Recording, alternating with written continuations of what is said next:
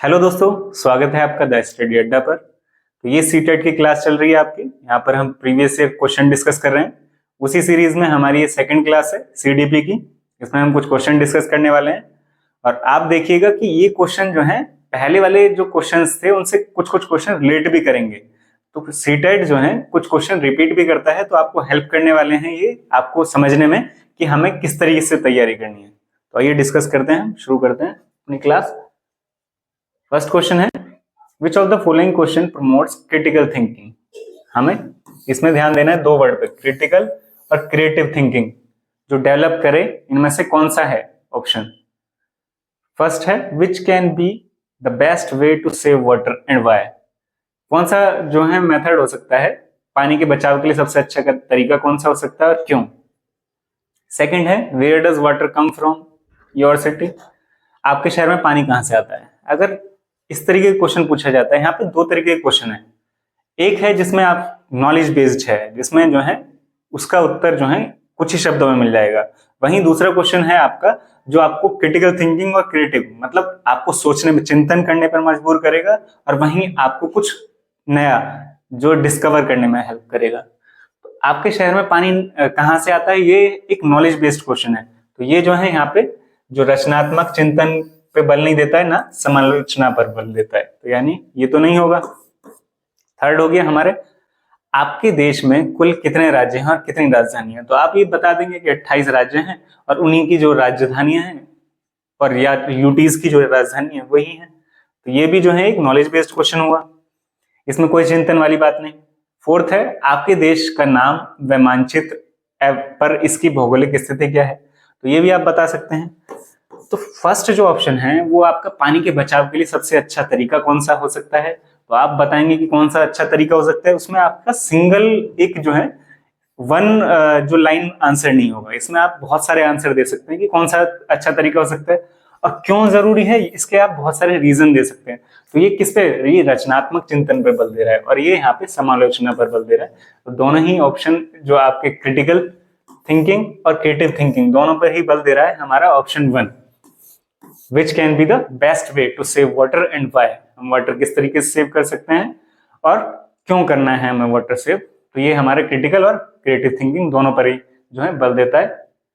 Second है, what is the role of evidence in critical thinking.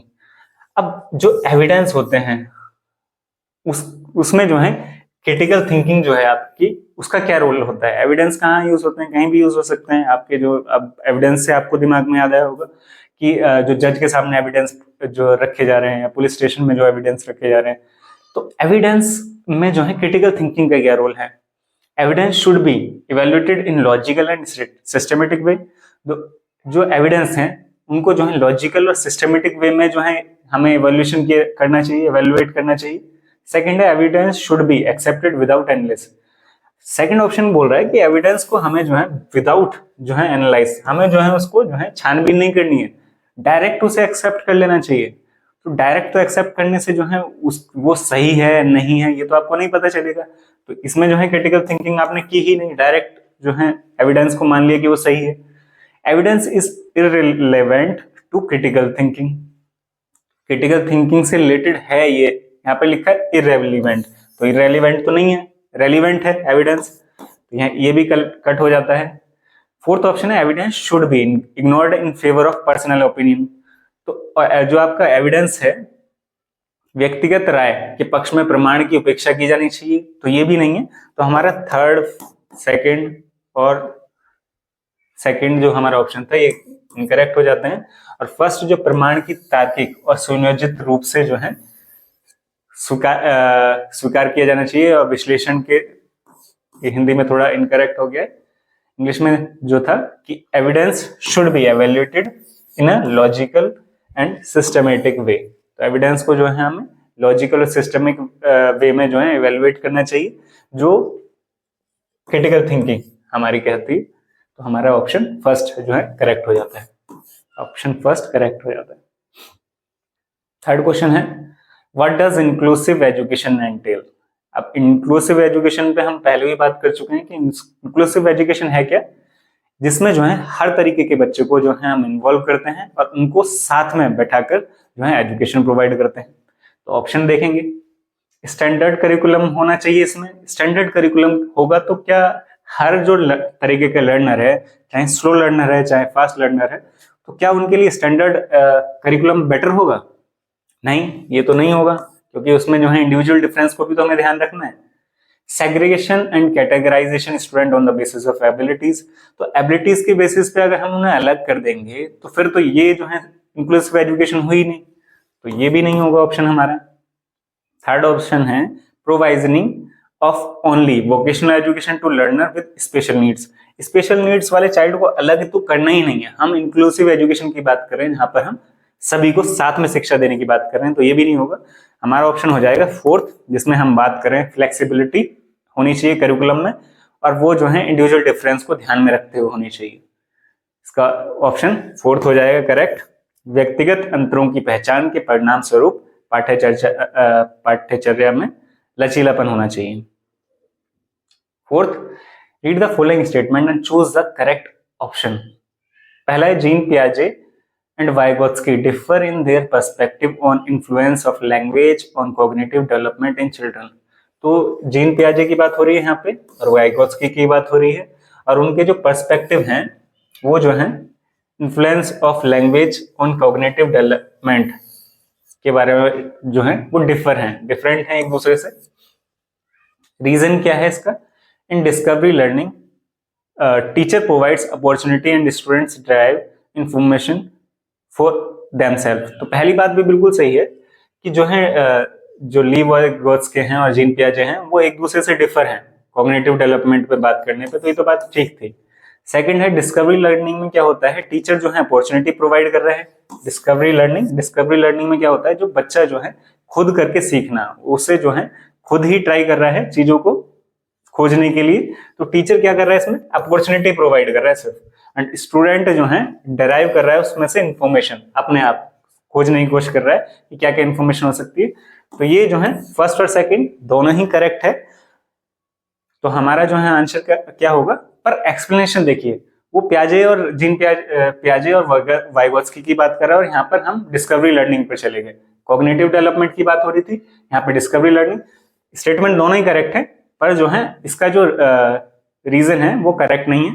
तो both A and R true हैं, but R is not correct. यही हमारा option हो जाएगा 2। ऑप्शन 2 सही हो जाएगा कि ए और आर तो सही हैं, परंतु आर जो है ए का सही व्याख्या नहीं है।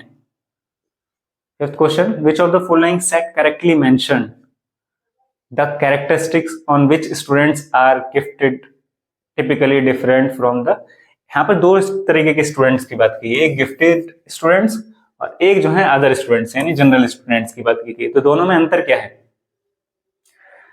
जो गिफ्टेड स्टूडेंट है वो डिफर क्यों हैं, हमें यहाँ पे ये बताना है। तो गिफ्टेड स्टूडेंट्स के अंदर क्या क्या क्वालिटीज होती है? पहला, एडवांस डेप्थ ऑफ अंडरस्टैंडिंग, उनकी अंडरस्टैंडिंग की जो डेप्थ है वो एडवांस होती है, बात सही है। फास्ट पेस ऑफ लर्निंग, वो लर्निंग जो होती है उनकी वो भी फास्ट होती है। गिफ्टेड स्टूडेंट की बात करें तो गिफ्टेड स्टूडेंट वो स्टूडेंट हैं जो अपनी एज के अकॉर्डिंग, जो उनका एज है उससे ज्यादा तेजी से सीख रहे हैं, जो एक लेवल बनाया हुआ है एज के अकॉर्डिंग उससे तेजी से सीख रहे हैं, तो वही गिफ्टेड स्टूडेंट कहलाते हैं या गिफ्टेड चाइल्ड है। तो उनकी लर्निंग भी बहुत फास्ट होती है, जल्दी से सीख लेते हैं हम। Higher dependence on others for understanding, तो ये तो नहीं है, तो ये जो है डिपेंडेंसी नहीं होती उनकी। और फोर्थ है रैपिड फिजिकल डेवलपमेंट, तो रैपिड फिजिकल डेवलपमेंट जो है उनका फिजिकल डेवलपमेंट तेज हो ऐसा तो जरूरी नहीं है, नॉर्मल चाइल्ड का भी फिजिकल डेवलपमेंट हो सकता है तेजी से, तो यहाँ पर जो है ये ऑप्शन इनकरेक्ट हो जाता है। और हायर डिपेंडेंस ऑन अदर्स, जो नॉर्मल चाइल्ड हैं वो डिपेंडेंट होते हैं कि अदर्स पे, पूरी तरीके से नहीं है, हायर डिपेंडेंस बात की है। नॉर्मल चाइल्ड थोड़े उन्हें गाइडेंस की जरूरत तो हो सकती है, पर हायर डिपेंडेंसी जो है नहीं होगा। तो हमारा ऑप्शन कौन सा हो जाता है? फोर्थ करेक्ट हो जाता है। यहाँ पे बात की गई थी कि सही ढंग से उल्लेख करता है जो प्रतिभाशाली विद्यार्थी और कक्षा में अन्य विद्यार्थियों के बीच आमतौर से भिन्न होता है। तो यहाँ पर ये दोनों कट हो जाते हैं, तो यानी हमारा ए और बी आंसर करेक्ट हो जाता है, option 4। Sixth question, which of the following statement is correct in the context of hearing impairment, मतलब जो बच्चे जो है सुन नहीं पाते हैं, जो है श्रवण बाध्यता होती है, उनके बारे में आपको बताना है कि उससे संबंधित कौन सा ऑप्शन आपका करेक्ट है। याद रखिएगा सीटेट में जो है करेक्ट और इनकरेक्ट को ध्यान रखिएगा, नॉट पूछ रहा है या करेक्ट पूछ रहा है। फर्स्ट ऑप्शन है hearing impairment can affect a child ability to communicate effectively. तो ये जो है हियरिंग कम्युनिकेट करने में प्रॉब्लम होगी अगर बच्चे को जो है हियरिंग जो है उसकी जो है इम्पेयरमेंट है, उसको सुनने में प्रॉब्लम है, तो उसकी कम्युनिकेशन को जो है बाध्य करेगा, हाँ उसमें जो है प्रॉब्लम आएंगी, उससे अफेक्ट करेगा। सेकंड है all children with hearing impairment need to use sign language, सभी को जरूरत नहीं है, ये बात नहीं गलत हो जाती। Hearing impairment of a child can be reliable tested by making loud noises, अगर लाउड नॉइसेस करेंगे तो हो सकता है उसकी जो है प्रॉब्लम होने लगे। लाउड और शोर थोड़ा ना करेंगे हम उसके आसपास कि उसके कान में जाके चिल्लाने लगे कि उसको जो है हम टेस्ट कर रहे हैं, तो ये टेस्ट करने का तरीका नहीं, प्रॉपर मेडिकल टेस्ट करा सकते हैं हम, कोई प्रॉब्लम है तो लाउड नॉइसेस से तो नहीं करेंगे। फोर्थ है hearing impairment is always due to the physical problem with ear, ऐसा जरूरी नहीं है कि हियरिंग इम्पेयरमेंट जब फिजिकली उसको कुछ प्रॉब्लम हो उसके बाद ही ये प्रॉब्लम आई हो, तो इससे पहले भी हो सकती है, बचपन से भी हो सकती है, उसकी बर्थ से बाय बर्थ भी हो सकती है। तो हमारा ऑप्शन फर्स्ट करेक्ट हो जाएगा कि हियरिंग इम्पेयरमेंट जो है अफेक्ट करती है बच्चे की एबिलिटी कि वो जो है कम्युनिकेट नहीं कर पाता है अच्छे से, और बच्चों के साथ और पर्सन्स के साथ कम्युनिकेट नहीं कर पाता है, तो ये जो है अफेक्ट करता है हियरिंग इम्पेयरमेंट। तो श्रवण बाधिता जो होती है बच्चों के प्रभावी ढंग से संवाद करना करता है उसको जो है क्षमता को प्रभावित करती है, तो ऑप्शन फर्स्ट हमारा करेक्ट हो जाएगा। Seventh question, in the context of inclusive curriculum learning expectation are the same in while in they are different, समावेशन के संदर्भ में बताना है आपको, इंक्लूजन के संदर्भ में, कि पाठ्यचर्या सीखने की अपेक्षाओं में समान है जबकि वे भिन्न हैं। तो बताइए किस तरीके से जो है वो समान है और किस तरीके से भिन्न है। तो यहाँ पे जो है समान किस तरीके से रहेंगे, इसमें दो वर्ड हैं, एक वर्ड है आपका अकोमोडेशन, अकोमोडेशन का मतलब हुआ जिस तरीके से पहले से ही चल रही थी वो चीजें, तो यहाँ पर जो है पाठ्यचर्या सीखने की अपेक्षा में समान है, तो समान है तो अकोमोडेशन हो गया। फिर अगर उसमें चेंज आ रहा है, मॉडिफाई हो रहा है, तो वो जो है चेंज हो जाएगा, पहले जो जिस तरीके से सीरीज चल रही थी उसमें चेंज आ गया, भिन्न है तो यानी मॉडिफाई हो गया, तो मॉडिफिकेशन, तो हमारा ऑप्शन 4 करेक्ट हो जाता है। यहाँ पर ऑप्शन 4 करेक्ट हो जाता है कि समायोजन और संशोधन यानी मॉडिफिकेशन हो जाता है उसमें।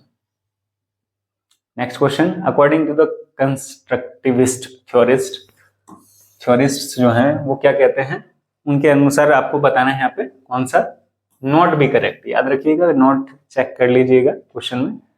संरचनावादी सिद्धांतकारों के अनुसार इनमें से कौन सा कथन सही नहीं है, सही नहीं है कौन सा है, आपको ऑप्शन फर्स्ट दिया हुआ है, नॉलेज इज सब्जेक्टिव, नॉलेज के सब्जेक्टिव है, ज्ञान व्यक्तिपरक है, learners construct knowledge in their social and cultural context. Third option है learners need to be extrinsically motivated, मतलब बाहरी तौर से जो है वो जो है मोटिवेट हो, एक होता है अंदर आंतरिक तौर पे आप मोटिवेट हो और एक बाहरी तौर पर मोटिवेट हो। बाहरी तौर पे मतलब आपको कोई गिफ्ट दिया जाए या आपको कोई बच्चे को टॉफी दिखाई दे जाए कि आप ये काम करेंगे तो आपको टॉफी देंगे, चॉकलेट देंगे, तो ये बाहरी जो है मोटिवेशन है। वहीं आंतरिक मोटिवेशन की आपको खुद आपने डिसाइड किया कि मेरे को करना ही है, वो आंतरिक मोटिवेशन है। यहाँ पर बात की जा रही है learner needs to be extrinsically motivated to ensure effective learning के लिए जो है बाहरी जो मोटिवेशन है उसकी आवश्यकता नहीं होती, तो ये हमारा इनकरेक्ट हो जाता है, क्योंकि बाहरी मोटिवेशन जो है आपको जो है कुछ ही देर तक तो चलेगी, कुछ टाइम तक चलेगी, पर लॉन्ग टर्म नहीं चलेगी, पर आपकी जब इंटरनल मोटिवेशन जाएगी तो बहुत लॉन्ग टर्म तक चल सकती है। तो यही हुआ, जैसे आपको चॉकलेट मिल गई तो भारी मोटिवेशन खत्म हो जाएगी। तो प्रभावी अधिगम सुनिश्चित करने के लिए जो शिक्षार्थियों को भारी रूप से प्रेरित करने की आवश्यकता है, तो भारी रूप से नहीं आंतरिक रूप से प्रेरित होंगे आप। जब आप सीटेट का एग्जाम देने वाले हैं तो आप जब आंतरिक रूप से प्रिपेयर होंगे कि आपको जो है क्लियर करना ही है और आपको जॉब लेनी है इसके बाद, तो ही आप सीटेट क्लियर कर पाएंगे। वहीं आपको भारी तौर पर आपके पेरेंट्स बोलें, आपके फ्रेंड्स बोलें कि आप जो है ये एग्जाम क्लियर कीजिए, तो शायद आप ना कर पाए। जब आप खुद अपने आप को तैयार करेंगे तो एग्जाम अपने आप ही क्लियर हो जाएगा। तो थर्ड ऑप्शन करेक्ट हो जाता है यहाँ पर। कंस्ट्रक्टिविस्ट थ्योरिस्ट जो है इसकी बात नहीं करते हैं। फोर्थ ऑप्शन था knowledge is pluralistic and multiple, तो ये जो है बात सही है। तो ज्ञान जो है बहुलवादी और बहुविध है, तो हमारा ऑप्शन थर्ड सही हो गया। नेक्स्ट है which of the following is an example of, अब वही कि इंट्रिंसिक जो आंतरिक जो मोटिवेशन है आपको बताना है कि वो कौन सा है इसमें से एग्जांपल। अब शिक्षक को प्रभावित करने के लिए परियोजना को पूरा करना चाहिए। अब किसी बच्चे ने जो है अपने शिक्षक को प्रभावित करने के लिए परियोजना प्रोजेक्ट कार्य पूरा किया, तो ये जो है एक्सटर्नल मोटिवेशन है, इंटरनल नहीं है, क्योंकि वो बाहरी जो है इसमें जो है टीचर को खुश करने का प्रयास कर रहा है, खुद के लिए नहीं कर रहा है। जो चीजें खुद के लिए की जाए, स्वयं के लिए की जाए, वो होती है इंटरनल मोटिवेशन से संबंधित। व्यक्तिगत आनंद के लिए एक वाद्य यंत्र बजाना, playing a musical instrument for personal enjoyment, जिसमें अब ये आपके खुद से जुड़ा हुआ है। आप जो है म्यूजिक कोई प्ले कर रहे हैं वो अपने लिए कर रहे हैं कि आपको अच्छा लगे, तो यानी ये इंटरनल मोटिवेशन से रिलेटेड है। तो यही हमारा ऑप्शन करेक्ट हो जाएगा। थर्ड और फोर्थ भी पढ़ लेते हैं। डांट से बचने के लिए पढ़ाई करना, डांट से बचना के लिए पढ़ाई करना भी एक एक्सटर्नल मोटिवेशन से रिलेटेड है। हो गया कि अगर आपके पेरेंट्स डांटेंगे तो आप पढ़ाई करेंगे और नहीं डांटेंगे तो आप पढ़ना छोड़ देंगे, तो ये जो है आपका एक्सटर्नल मोटिवेशन है। और ये कुछ टाइम तक ही चलेगा, जैसे ही पेरेंट्स ने बोलना बंद किया तो आपने पढ़ना बंद कर दिया, पर पढ़ने बंद करने से जो है आपका ही नुकसान है। तो वो इंटरनली जब आपको रियलाइज हो जाएगा तो आप खुद अपनी प्रिपरेशन करने लगेंगे। फोर्थ ऑप्शन है पुरस्कार राशि के लिए एक प्रतियोगिता में भाग लेना। तो पुरस्कार राशि यानी कि जो है एक्सटर्नल मोटिवेशन है ये भी, तो ये सब जो है इनकरेक्ट हो जाएंगे। हमारा ऑप्शन करेक्ट हो जाएगा playing a musical instrument for personal enjoyment, यानी व्यक्तिगत आनंद के लिए एक वाद्य यंत्र बजाना, ये इंटरनल मोटिवेशन से रिलेटेड है। Intrinsic motivation.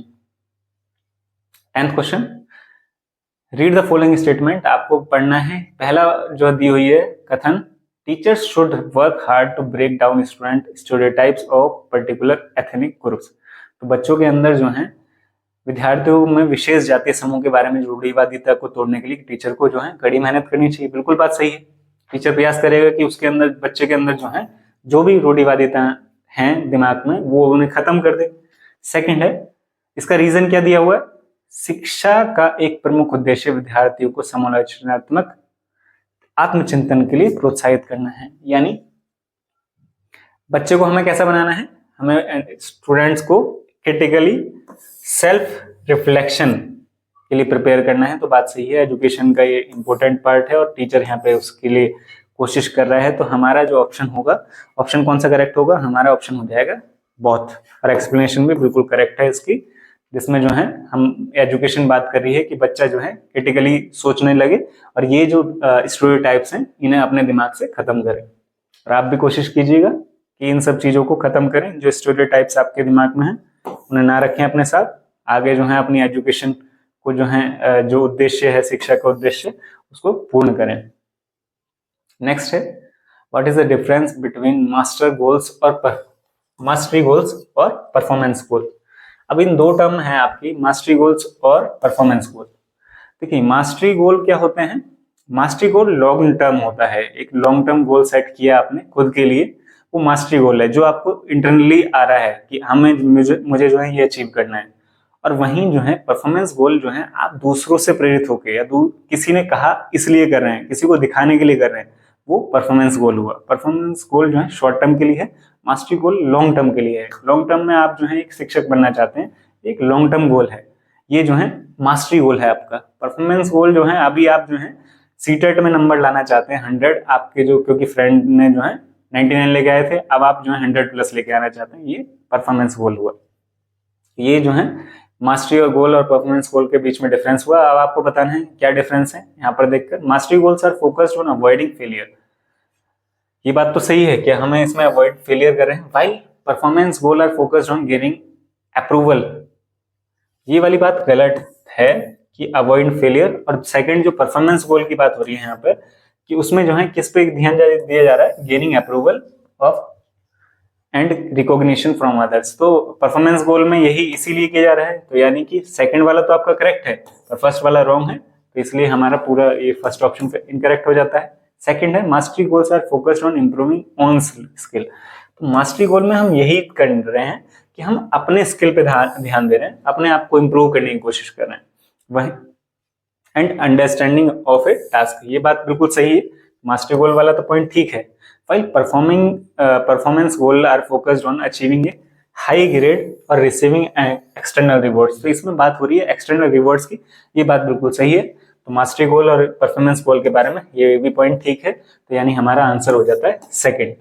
थर्ड पॉइंट है mastery goals are focused on gaining approval from others. तो मास्टरी गोल्स में तो ये नहीं होता कि अप्रूवल जो है अदर्स से लेना हो।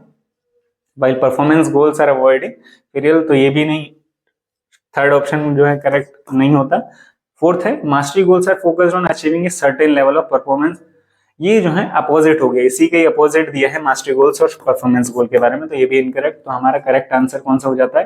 करेक्ट आंसर हमारा हो जाता है सेकंड। तो हमारा ऑप्शन जो है सेकंड जो है करेक्ट हो जाता है। सेकंड हमारा महारत लक्ष्य अपने कौशल और कार्य की समझ में सुधार करने पर केंद्रित होते हैं, जबकि जो प्रदर्शन लक्ष्य हैं वो उच्च ग्रेड प्राप्त करने या भारी पुरस्कार प्राप्त करने पर केंद्रित होते हैं। नेक्स्ट है सिबलिंग रिलेशनशिप। जो आपके जो है भाई बहन का जो रिलेशन है वो क्या आपको सिखा रहा है? Are different than relationship with parents and peer and play an important role in socialization throughout the childhood. तो जो आपके भाई के साथ या बहन के साथ जो रिलेशन है वो आपके पेरेंट्स से अलग है। क्यों अलग है? क्योंकि पेरेंट्स का जो एज है और आपके जो भाई बहन की एज है वो साथ, आपके भाई बहन आपके साथ के हैं, पेरेंट्स जो हैं आपसे बड़े हैं, तो आप बहुत सारी चीजें उनके साथ शेयर नहीं करते पर अपने भाई बहन के साथ करते हैं, तो वो अलग रिलेशनशिप है। Peers and play an important role, और ये जो है सोशलाइजेशन में बहुत इंपॉर्टेंट रोल निभाता है। सही बात है बिल्कुल, थ्रू आउट चाइल्डहुड, और आपके बचपन में जो है निभाता है पूरी तरीके से, तो बात बिल्कुल सही है। सेकंड पे चलते हैं। Are similar to relationship with parents. Parents की सेम तो नहीं है, पेरेंट्स और आपके पीयर्स यानी आपके जो भाई बहन के साथ रिलेशन है वो सेम नहीं है, तो यानी कि ये जो है गलत हो जाता है। थर्ड है play an important role only during the early childhood. तो क्या सिर्फ ये अर्ली चाइल्डहुड तक सीमित रहता है? नहीं, ये तो जो है आपके अब बड़े होने के बाद तक भी ये जो बॉन्ड है वो लास्ट तक भी बना रहता है, तो ये बात भी गलत हो जाती है। और do not have much role in socialization, तो ऐसा तो नहीं है, सोशलाइजेशन में जो है सोशलाइजेशन में बहुत इंपॉर्टेंट रोल निभाता है आपके जो है सिबलिंग्स का रिलेशन। तो यहाँ पर जो है हमारा ऑप्शन कौन सा करेक्ट हो जाएगा? ऑप्शन करेक्ट हो जाएगा हमारा फर्स्ट हमारा ऑप्शन करेक्ट हो जाएगा। फर्स्ट, माता पिता और साथियों के साथ जो संबंधों से भिन्न होते हैं और बाल्यावस्था में समाजीकरण जो हमारा है उसमें महत्वपूर्ण भूमिका निभाते हैं भाई बहन के रिश्ते। 13 है which of the following statement, जो है आपको करेक्ट ऑप्शन बताना है। इसमें आपको चेक कीजिए, ये दोनों पढ़िए स्टेटमेंट क्या दी हुई है। Considerably variation exist in developmental rates among children. तो वेरिएशन होती है बच्चों में जो है डेवलपमेंट जो होता है जिस तरीके से उसमें जो है वेरिएशन होती है, तो ये बात तो सही है, वेरिएशन होती है, इंडिविजुअल डिफरेंस की वजह से होती है। और इसका रीजन क्या दिया? Development difference are an inevitable result of complex interaction of genetic and experiential variation. और जो बच्चा जो सीख रहा है वो जो डिफरेंसेस आ रहे हैं, इंडिविजुअल डिफरेंसेस, वो किस कारण से आ रहे हैं? वो जेनेटिक्स की वजह से भी हैं और जो उनकी पर्सनल एक्सपीरियंस है या एनवायरनमेंट का जो रोल रहा, ये बात भी बिल्कुल सही है। तो यानी इसका रीजन जो है बिल्कुल करेक्ट है, एजर्शन भी करेक्ट है, तो दोनों ही करेक्ट है। उसका सही एक्सप्लेनेशन भी है जो आपको ऑप्शन 4 में दिखाई दे रहा है। तो यहाँ पर ऑप्शन 4 में बिल्कुल करेक्ट है कि जो दोनों चीजें हैं, दोनों कथन है, अभिकथन और उसका जो कारण दिया हुआ है, दोनों सही हैं। नेक्स्ट है which principle of development is illustrated in the following statement. अब यहाँ पर एक जो है दर्शाया गया है, जो बच्चे अपने शुरुआती वर्षों में भाषा सीखने के लिए अनुकूल वातावरण से वंचित रहते हैं उन्हें बाद के जीवन में भाषा चुनने में थोड़ी कठिनाई होती है। जैसे कि आप छोटे बच्चे को देखते हैं, बर्थ के बाद धीरे धीरे वो साउंड निकालना शुरू करता है, पहले रोना शुरू करता है, फिर आ बा बा बा पा पा पा पा, मतलब इस तरीके की साउंड निकालता है। तो उस साउंड से जो है वो कोशिश कर रहा है उस भाषा को सीखने के लिए। आप बोल रहे हैं पापा बोलिए पापा, तो पा पा ऐसे धीरे धीरे बोलना शुरू करेगा, फिर बाबा बोलना शुरू कर रहा है, बुआ बोलना शुरू कर रहा है, इस तरीके से बोलना शुरू कर रहा है, तो वो उसका लैंग्वेज का बहुत इंपॉर्टेंट पार्ट है उस एज में, उस पीरियड में वो जो है बहुत इंपॉर्टेंट है वो। अगर वो जो पीरियड है अगर वो छूट गया तो वो लैंग्वेज कभी सीख नहीं पाएगा। तो यहाँ पर वही है, भाषा का विकास पूरी तरीके से आनुवंशिकी पर निर्भर करता है। आनुवंशिकी पर निर्भर नहीं करता है, यानी जेनेटिक्स पे तो निर्भर नहीं करता है, वो एनवायरमेंट से सीख रहा है ना। जब वो जो है बर्थ होने के बाद एनवायरमेंट से तो सीख रहा है ये सारी चीजें। तो पहला ऑप्शन तो गलत हो गया। सेकंड है, भाषा और अनुभूति जटिल रूप से परस्पर संबंधित हैं। तीसरा, विकास अव्यवस्थित और अप्रत्याशित होता है। और चौथा है, भाषा के विकास का एक संवेदनशील। तो यहाँ पर जो है पूरा नहीं लिखा हुआ है, संवेदनशील है, भाषा का विकास जो है एक संवेदनशील है प्रक्रिया। तो फोर्थ जो ऑप्शन है आपका वो जो है करेक्ट हो जाएगा। फोर्थ ऑप्शन क्या है, there is a sensitive period of language development. तो जो अब बच्चे का बर्थ के बाद जो टाइम पीरियड चल रहा है 2 साल 3 साल 4 साल तक, जो धीरे धीरे उसका भाषा का विकास हो रहा है, पहले वो सिंगल वर्ड भी नहीं बोल पा रहा है, अल्फाबेट्स भी नहीं बोल पा रहा है, धीरे धीरे वो अल्फाबेट सीखा, फिर उसके पहले साउंड सीखा, फिर अल्फाबेट सीखा, फिर वर्ड बनाना सीखा, फिर सेंटेंस बोलना सीखेगा। तो इस तरीके से पानी के लिए जिस तरीके से बच्चा मम बोल रहा है, फिर धीरे धीरे सीखेगा, उसके बाद पानी बोलना सीखेगा, पानी बोलने फिर पानी ही बोलेगा, उसके बाद सेंटेंस बोलेगा पानी चाहिए, मुझे पानी चाहिए। तो इस तरीके से सीखेगा। तो ये जो है बहुत सेंसिटिव पीरियड होता है लैंग्वेज डेवलपमेंट का।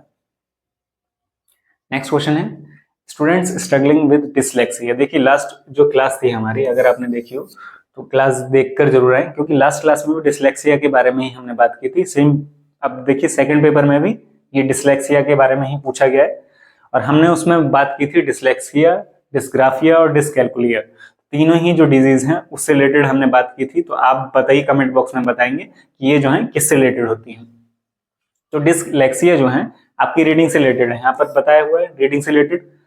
बाय एनकरेजिंग देम, अब कोई बच्चा जो है डिसलेक्सिया से यानी रीडिंग की प्रॉब्लम आ रही है उसे, तो उससे जो है उसे किस तरीके से उभारा जाए, किस तरीके से उसमें इंप्रूवमेंट लाई जाए, यही पूछा गया है। उसको एनकरेज करें हम स्टडी के लिए मल्टीपल डिस्ट्रैक्शन से, इससे उसे जो है प्रोवाइड करें higher grade readings through use of strict punishment दें हम उसे, या फिर सिस्टमेटिक फोनोलॉजिकल ट्रेनिंग दें। देखिए हम जो है उसको मल्टीपल डिस्ट्रैक्शन की बात जो की जा रही है, यानी कि हम जो है उन्हें जो है विकर्णों में अध्ययन करने के लिए प्रोत्साहित करें, तो ये तो बात गलत हो गई। हम ना हुई उन्हें उच्च ग्रेड की जो किताबें हायर लेवल की बुक्स क्यों दें हम उसे, जो उस बच्चे को जो है रीडिंग में प्रॉब्लम हो रही है जैसे। तीसरा ऑप्शन है, उसे जो है दंड दिया जाए, नहीं पनिशमेंट तो नहीं दी जाएगी इसके लिए। तो फोर्थ है, उसे जो है हम बात करेंगे उसे ध्वन्यात्मक प्रशिक्षण, यानी उसे हम प्रोवाइड करेंगे फोनोलॉजिकल ट्रेनिंग प्रोवाइड करेंगे बच्चे को, ताकि जो है वो सीख सके। तो यानी फोर्थ ऑप्शन हमारा करेक्ट हो जाता है। 16 है, the underlying principle of understanding based teaching. यहाँ पे बात हो रही है अंडरस्टैंडिंग बेस्ड टीचिंग की। तो इसके अंतर्गत क्या होता है यही आपको बताना है। Learners ability and needs are diverse which can not be catered to without focusing on standard instruction. Second है, सेकंड पढ़िए, सेकंड लिखा हुआ है लर्नर्स आर पैसिव रेसिस्ट। देखिए यहाँ पे बात खत्म हो गई, लर्नर जो है कभी भी पैसिव नहीं होता है। आपको यही वर्ड्स कैच करने हैं कि जो नेगेटिव वर्ड्स हैं, जैसे इसमें दिए हैं पैसिव रेसिपिएंट्स, तो पैसिव तो नहीं होता है ना लर्नर, तो यहाँ पर एक ऑप्शन खत्म हो गया। फिर थर्ड ऑप्शन है आपका, learners can be construct knowledge when provided with the facilitate environment to do so. Learner जो है कंस्ट्रक्ट कर सकता है अपनी नॉलेज, अगर उसको क्या करना है, सिर्फ टीचर को उसे गाइडेंस प्रोवाइड करनी है, उसको फैसिलिटेट करना है। तो हमारा आंसर यही हो जाएगा कि अंडरस्टैंडिंग बेस्ड लर्निंग में यही होगा। फर्स्ट जो है, क्योंकि यहाँ पर बात की जा रही थी स्टैंडर्ड इंस्ट्रक्शन, तो स्टैंडर्ड इंस्ट्रक्शन नहीं रखेंगे, तो ये ऑप्शन इसलिए गलत हो गया था। और लास्ट है लर्नर्स नो लिटिल। हम बात कर रहे हैं यहाँ पर जो बच्चा है वो बहुत कम जानता है, तो बच्चा जो है नहीं जानता है, ये बात बहुत जो है गलत होगी, क्योंकि बच्चा बहुत कुछ जानता है। बस हमें जो क्या करना है, हमें उससे पॉलिश करना है, हमें पॉलिश करना है, उसको जो है हेल्प करनी है उसको कि वो नॉलेज जो है कंस्ट्रक्ट कर सके। हमें फैसिलिटेटेड एनवायरनमेंट प्रोवाइड करना है उसे, एक ऐसा एनवायरनमेंट प्रोवाइड करना है ताकि वो ज्यादा से ज्यादा सीख सके। तो हमारा ऑप्शन थर्ड करेक्ट हो गया।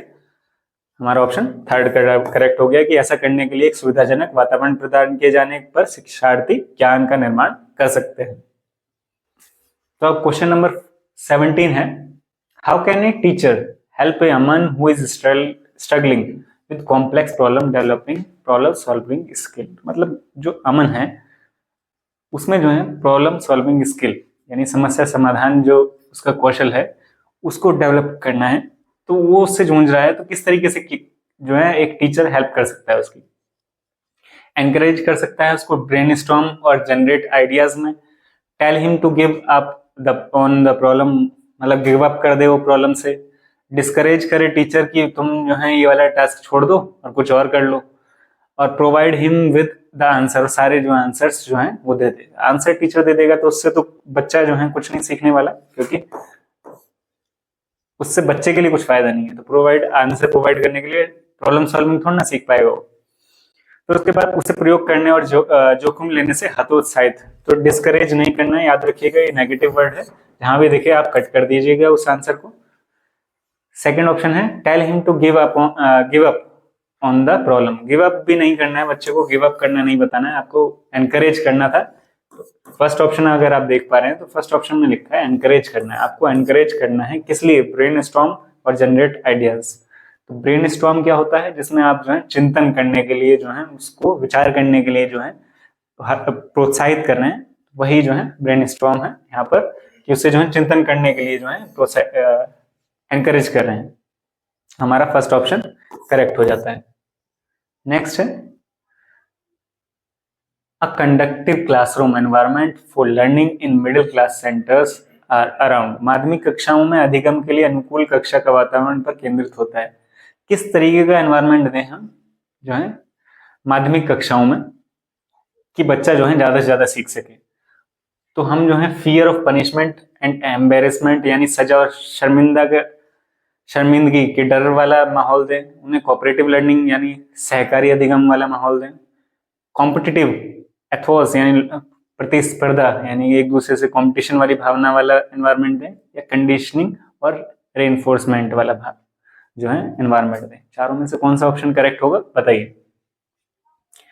देखिए सबसे बेस्ट जो इनमें से ऑप्शन होगा कि बच्चा जो है तब सीखेगा जब उसे कोऑपरेटिव लर्निंग यानी बच्चों के साथ जो है बैठने का, उनसे उनके साथ ग्रुप में सीखने का, जो बच्चे दूसरे बच्चों को जो आता है वो जो है बच्चा सीखे, और अपने अंदर जो क्वालिटीज हैं दूसरा बच्चा उसको फॉलो करेगा, तो उससे ज्यादा लर्निंग होती है, यानी सहकारी अधिगम से ज्यादा बेटर होगा। हम जो है उसे जो है यूज कर सकते हैं मिडिल क्लास यानी माध्यमिक कक्षाओं के लिए, एक टीचर जो है इसे यूज कर सकता है।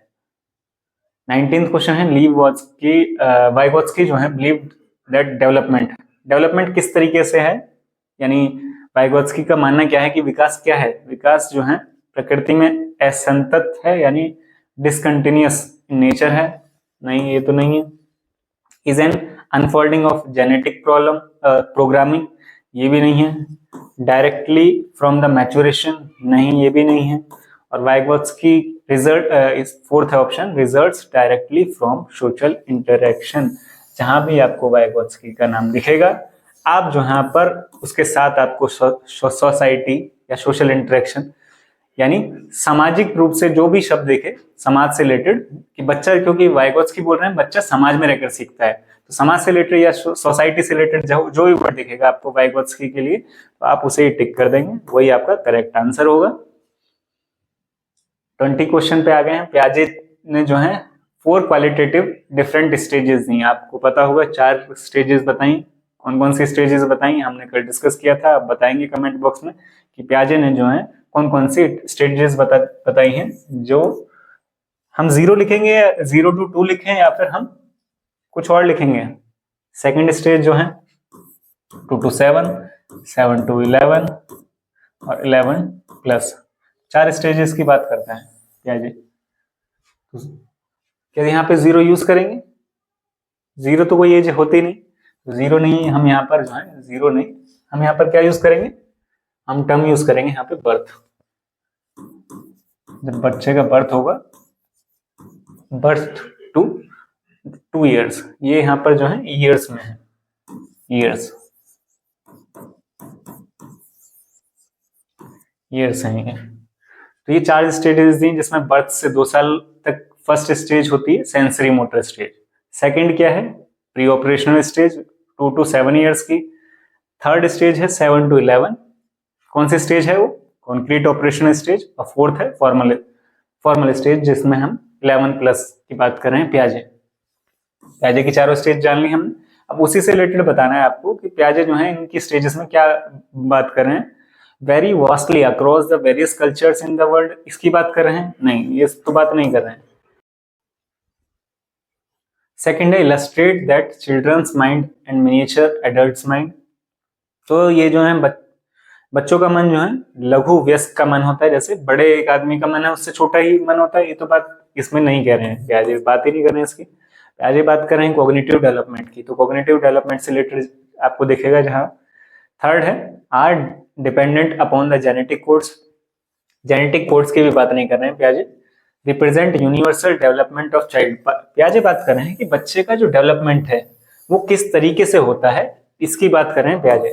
फोर्थ ऑप्शन आपका करेक्ट है, यानी बच्चों के विकास में सार्वभौमिक पैटर्नों का प्रतिनिधित्व करते हैं कि जो पूरे वर्ल्ड में किस तरीके से एक बच्चे का जो है विकास होता है, उसकी जो है स्टेजेस बताई हैं, उसके ईयर्स बताई हैं, किस तरीके से विकास होता है, क्या क्या चीजें होती हैं उस एज के दौरान, बच्चा किस तरीके से सीखता है, वो सारी चीजें बताई थी उन्होंने। तो प्याजे के बारे में ये करेक्ट होगा हमारा ऑप्शन 4। 21 क्वेश्चन है, which of the following is limitation of Piaget's theory of cognitive development. Limitation बतानी है आपको, याद रखिएगा लिमिटेशन बतानी है प्याजे की थ्योरी की। तो लिमिटेशन वर्ड को याद रखिएगा।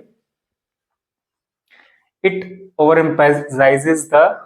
overemphasizes the role of language in cognitive development, ये था। सेकंड है it does not account for individual difference in cognitive development। Third है it does not account for the role of biological factors in cognitive development।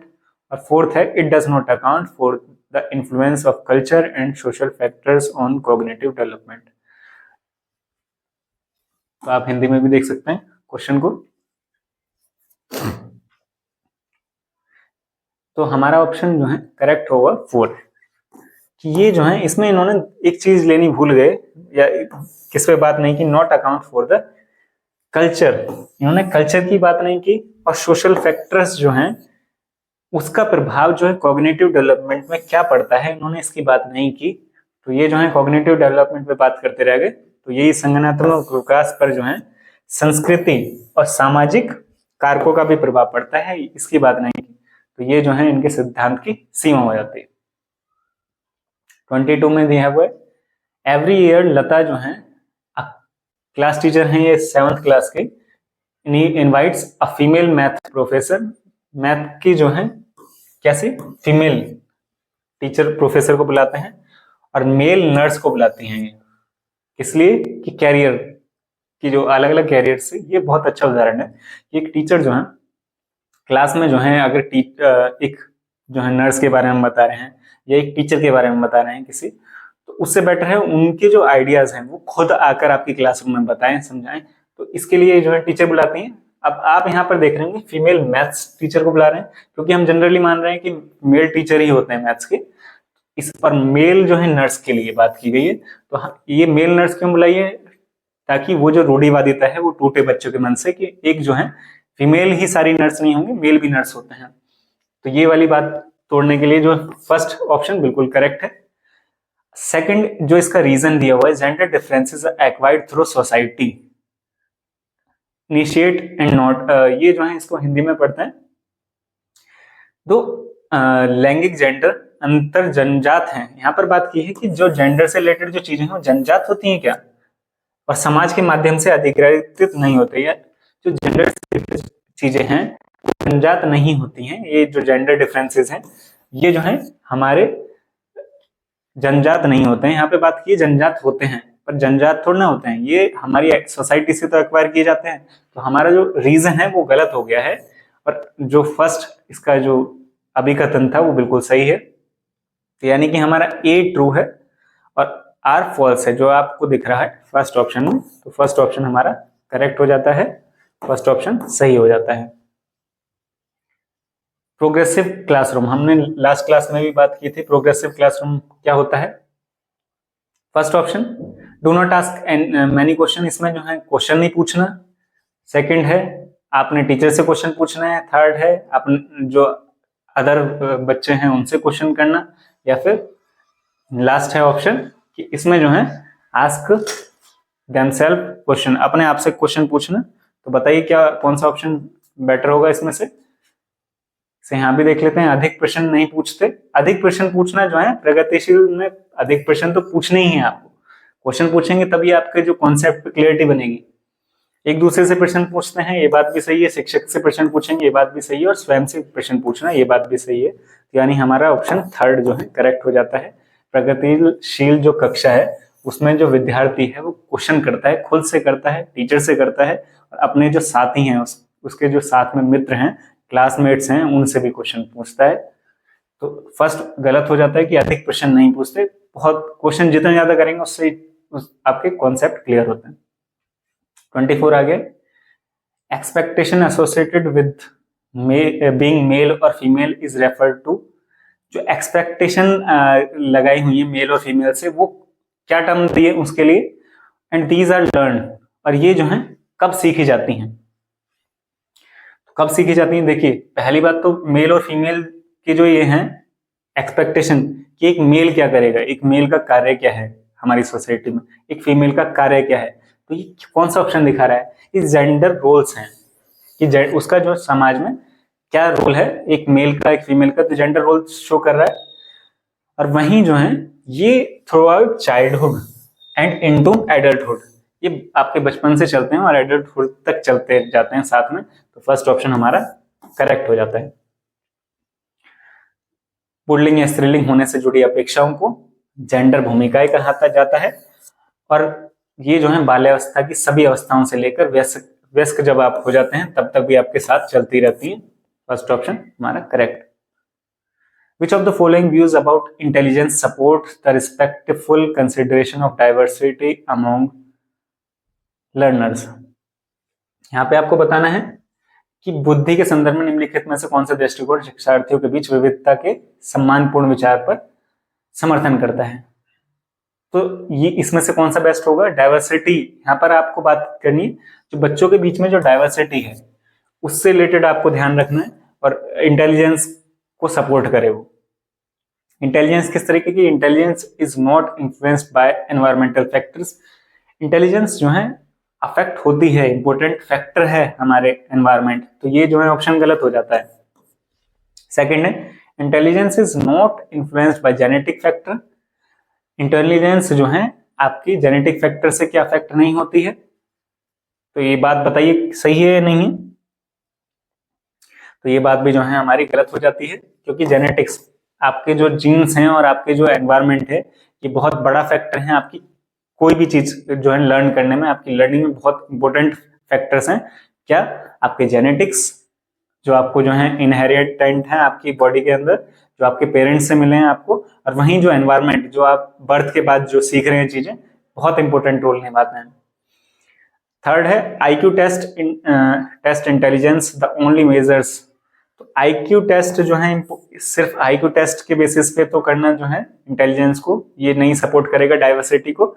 Intelligence जो है multi dimensional होती है और change over time, और ये समय के साथ चेंज होती है। जिस तरीके से बच्चा जो है, बच्चे के अंदर बहुत सारी तरीके की इंटेलिजेंस हो सकती है। एक बच्चे के अंदर जो है पढ़ने की कला है, वहीं दूसरी तरफ बच्चा जो है खेल में बहुत अच्छा है, पढ़ने में भी, सब्जेक्ट में। किसी बच्चे को साइंस अच्छा लग रहा है, किसी बच्चे को मैथ्स अच्छा लग रहा है, किसी बच्चे को साहित्य लिटरेचर अच्छा लग रहा है। तो मल्टीपल इंटेलिजेंस की बात हो रही है यहाँ पे, मल्टी डायमेंशनल होती है इंटेलिजेंस, और ये जो है समय के साथ भी चेंज होती है। आप अभी जो है बच्चा वो नहीं कर पा रहा है, पर कुछ टाइम बाद वो बहुत अच्छा कर पा रहा है उसमें। तो ये जो है सपोर्ट कर रही है डाइवर्सिटी को, जो बच्चों के बीच में डाइवर्सिटी है इंटेलिजेंस को लेके, उसको सपोर्ट कर रही है। हमारा ऑप्शन बुद्धि जो है बहुआयामी है और समय के साथ जो है बदल सकती है। 26 आ गया है हमारा, who among the following critiqued the concept of, किसने जो है क्रिटिसाइज किया जो जनरल इंटेलिजेंस है उसको, किसने किया इनमें से, जीन पियाजे ने किया, हावर्ड गार्डनर ने किया, ली वाइगोत्स्की ने किया, या चार्ल्स स्पीयरमैन ने किया। देखिए आपने जो है एक कॉन्सेप्ट पढ़ा होगा ये जनरल इंटेलिजेंस को किसने जो है सपोर्ट नहीं किया और उसका क्रिटिक किया है उसे हावर्ड गार्डनर ने। हावर्ड गार्डनर ने कितने टाइप की इंटेलिजेंस बताई? उन्होंने बताई 8 टाइप्स की इंटेलिजेंस। वो बोल रहे हैं कि इंटेलिजेंस सिर्फ सिंगल एक जनरल इंटेलिजेंस नहीं है, वो बहुत तरीके की इंटेलिजेंस है। तो उसमें जो है 8 टाइप्स की, अब 8 टाइप्स आप बताएं, कमेंट में बताइए कि 8 टाइप की इंटेलिजेंस कौन कौन सी बताई। देखिए उन्होंने जो है लैंग्वेज से रिलेटेड, आपकी लैंग्वेज वाली इंटेलिजेंस की बात करते हैं, वो जो है मैथमेटिक्स से रिलेटेड भी इंटेलिजेंस की बात करते हैं, वहीं जो है वो इंटरपर्सनल, इंट्रापर्सनल, आपकी म्यूजिकल, ये सभी इंटेलिजेंस की बात करते हैं। तो ये जो है हावर्ड गार्डनर थे जिन्होंने क्या कहा कि जो है जनरल इंटेलिजेंस नहीं है, उन्होंने बोला कि मल्टीपल इंटेलिजेंस हो सकती है एक बच्चे के अंदर, एक पर्सन के अंदर। तो उन्होंने जो है इसको आलोचना की इसकी। 27 है कॉलबर्ग के बारे में। तो उनका जो क्रिटिसाइज किया कॉलबर्ग को, किसने किया? Carol Gilligan. इन्होंने जो है इनको क्रिटिसाइज किया, किस बेसिस पे किया था? इन्होंने जो है ignoring gender differences in moral reasoning, second है not applying quantitative methods of analysis, third है presenting development a stage theory of moral, और फोर्थ है collecting data by means of real life situation. तो लॉरेंस कॉलबर्ग को किस basis पे criticise किया? Carol Gilligan ने। तो इन्होंने जो है इग्नोर किया था gender differences in moral reasoning, यानी नैतिक तर्क में लैंगिक भिन्नताओं की उपेक्षा करने के लिए की गई थी। कॉलबर्ग का आपको याद होगा हिंज डायलेमा, जिसमें जो है हिंज जो एक व्यक्ति है जिसकी पत्नी जो है बीमार हो जाती है, जिसके पास पैसे नहीं होते, और वो जब उसको जो है दवाई जो है मेडिकल स्टोर से नहीं मिल पाती है तो फिर उसके लिए वो चोरी करता है। वहीं ये बात करते हैं मोरल डेवलपमेंट की कॉलबर्ग। तो उसी के संदर्भ में पूछा गया था कि कैरोल जो है गिलिगन जो है उन्हें किस तरीके से कटाक्ष करते हैं इसी थ्योरी पर। तो यहाँ पर जो है नैतिक तर्क में जो है लैंगिक भिन्नताओं की उपेक्षा करने के लिए इनकी जो निंदा की गई, जिसमें इन्होंने बात की गई थी, इन्होंने बात की जो बच्चे मेल हैं यानी बॉयज हैं वो बेटर हैं गर्ल्स से, इसी पॉइंट पे जो है इनका कटाक्ष किया गया था। 28 है a teacher wants to help her student develop metacognitive skill. First class में आप देखेंगे ये वर्ड मैंने समझाया था, मेटाकॉग्निटिव स्किल क्या होती हैं, एक बार और बताएंगे। मेटाकॉग्निटिव स्किल होती हैं जब जो है हम इस बात पर सोच रहे हैं कि हम किस तरीके से सोचते हैं, यही मेटाकॉग्निशन स्किल होती है जिसमें हम खुद के बारे में सोच रहे हैं। फर्स्ट ऑप्शन है providing frequent grades and feedbacks to motivate student, ये तो नहीं हुआ।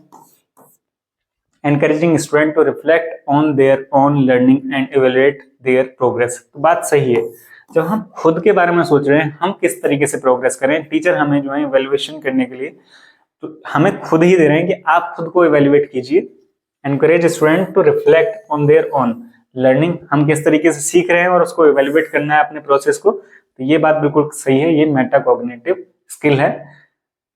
तो हमारा ऑप्शन सेकंड सही हो जाता है, यानी विद्यार्थियों को प्रोत्साहित करना है कि वे स्वयं अपने अधिगम पर चिंतन करें और अपनी प्रगति का मूल्यांकन करें। सेकंड ऑप्शन करेक्ट हो जाता है। 29 teachers should ask students to identify their own example and non example of the concept for strengthening the concept. जो टीचर है वो स्टूडेंट्स जो अपने एग्जाम्पल और नॉन एग्जाम्पल जो हैं जो बच्चे की कॉन्सेप्ट में हेल्प करेंगे, कॉन्सेप्ट मेकिंग पे, तो बात बिल्कुल सही है। बच्चा खुद ही ढूंढेगा एग्जाम्पल, वो खुद ही एग्जाम्पल सेट करेगा कि ये वाला एग्जाम्पल हो सकता है, ये वाला एग्जाम्पल हो सकता है, तो वो उसको हेल्प करेगा कॉन्सेप्ट मेकिंग में। और ये इसका कारण क्यों है, जो टीचर ही करा रहा है, thinking of example leads to strengthening the concept while non examples tend to confuse, कि जो एग्जाम्पल्स हैं वो बच्चे के जो कॉन्सेप्ट मेकिंग में जो है हेल्प करने वाले हैं, और नॉन एग्जाम्पल जो रिलेटेड नहीं है वो कंफ्यूज करेंगे क्या? कंफ्यूज तो नहीं करेंगे। तो ये ऑप्शन हमारा जो रीजन है वो गलत हो जाता है। तो इस ये जो अभी कथन था बिल्कुल सही था, रीजन इनकरेक्ट हो गया, क्योंकि नॉन एग्जाम्पल्स भी आपकी लर्निंग में हेल्प करने वाले हैं, उस कॉन्सेप्ट को समझने में हेल्प ही करने वाले हैं, उसमें जो है आपको कंफ्यूज नहीं करने वाले। तो ऑप्शन हमारा ए सही आर गलत, ए सही आर गलत हमारा, यानी फर्स्ट ऑप्शन करेक्ट हो जाता है। फर्स्ट ऑप्शन करेक्ट हो गया। Last question, general principles of learning suggest that student learn better if a teacher. अब एक बच्चा जो है कब बेहतर सीखता है ये आपको बताना है, इनमें से कौन सा बेटर होगा। First introduce the concept in a symbolic form and then moves to its physical form. Second है first discusses what is not known. पहले आप बताएंगे कि जो बच्चा नहीं जानता है उसको पढ़ाएंगे और फिर उसके बाद जो बच्चा जानता है उसे पढ़ाएंगे। तो पहले हमें कोशिश करनी है जो बच्चा जानता है पहले उसके साथ तो रिलेट करते हैं। प्रीवियस नॉलेज आपने पढ़ा होगा, जब आप जो है बात करते हैं, जो आप लेसन प्लान बनाते हैं उसमें प्रीवियस नॉलेज को पहले लेके चलते हैं, फिर आप नया कॉन्सेप्ट देने की कोशिश करते हैं। तो इसमें जो बच्चा जानता है उस पर फोकस करना था, तो सेकंड ऑप्शन कट हो गया। First introduce the concept overall and then moves on to the intricacies of it. मतलब फिर पहले आप जो है ओवरऑल जो कॉन्सेप्ट है पहले उसे बताएंगे कि इस कॉन्सेप्ट में हम पढ़ने क्या वाले हैं, फिर आप उससे जो है स्पेसिफिकली बताएंगे। ये बात कर रहे हैं यहाँ पर जनरल टू स्पेसिफिक, आपने पढ़ा होगा G2S, जनरल टू स्पेसिफिक। पहले जनरल उसके बारे में कॉन्सेप्ट के बारे में बताएंगे, फिर उसके बारे में स्पेसिफिकली बात करने वाले हैं, तो ये ऑप्शन हो गया। और फोर्थ है first discusses the concept in terms of logic reason and then grants opportunity to verify the ideas. तो हमारा जो ऑप्शन है वो थर्ड करेक्ट है, क्योंकि जिसमें हम पहले जनरल जो है उस कॉन्सेप्ट के बारे में डिटेल बता रहे हैं, फिर जो है पहले जनरली हम उसे इंट्रोड्यूस कर रहे हैं कि हम टॉपिक क्या डिस्कस करने वाले हैं, उसके बाद हम स्पेसिफिक चीजों के बारे में डिस्कस कर रहे हैं। तो ये जो है बेस्ट है, जनरल प्रिंसिपल है ऑफ लर्निंग सजेस्ट, जिसमें जो है बच्चा एक बेहतर तरीके से सीख सकता है। तो बेहतर रूप से सीखता है बच्चा कब सीख सकता है कि पहले जो है जो भी हम पढ़ाने वाले हैं अवधारणाओं को संपूर्ण रूप से परिचय दें पहले, और फिर उसकी बारीकियों पर आए। तो आज की हमारी क्लास थी।